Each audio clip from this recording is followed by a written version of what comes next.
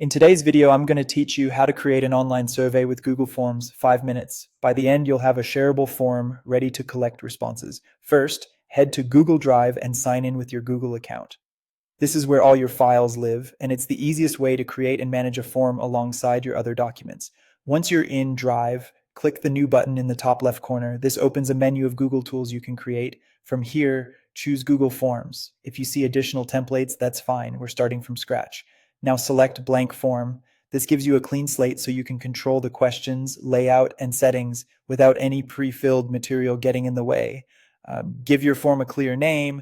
Click the title at the top and type something descriptive so respondents know what the survey is about. You can also add a short description underneath to explain the purpose, the expected time to complete, or any important instructions. A clear title and description can increase response quality and completion rate. Next, start adding questions. Use the plus icon to add a new question and pick the type that fits what you're asking. Short answer for open responses, multiple choice for single selections, checkboxes when multiple answers are allowed, or a drop down to save space. Keep questions concise and unambiguous. If a question is essential, toggle it to required so people can't skip it.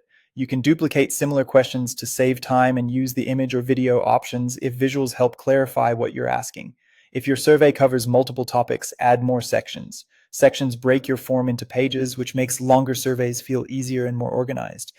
You can rename each section and move questions between them to keep related items together. When your questions are set, go to the Responses tab. This is where you'll monitor results. You'll see a summary view as responses come in, and you can link the form to a spreadsheet to analyze data in more detail. You can also toggle accepting responses on or off if you need to pause submissions. Choose how you want to collect responses. Decide whether to collect email addresses, limit participants to one response, or receive notifications when new responses arrive. Set these preferences so they match your goals and audience. Finally, click Send to publish and share your survey. You can grab a link, email it directly, or embed it on a website. Before sharing widely, use the preview to test the flow and make sure everything works as expected. That's it, your Google Forms survey is live and ready to gather insights.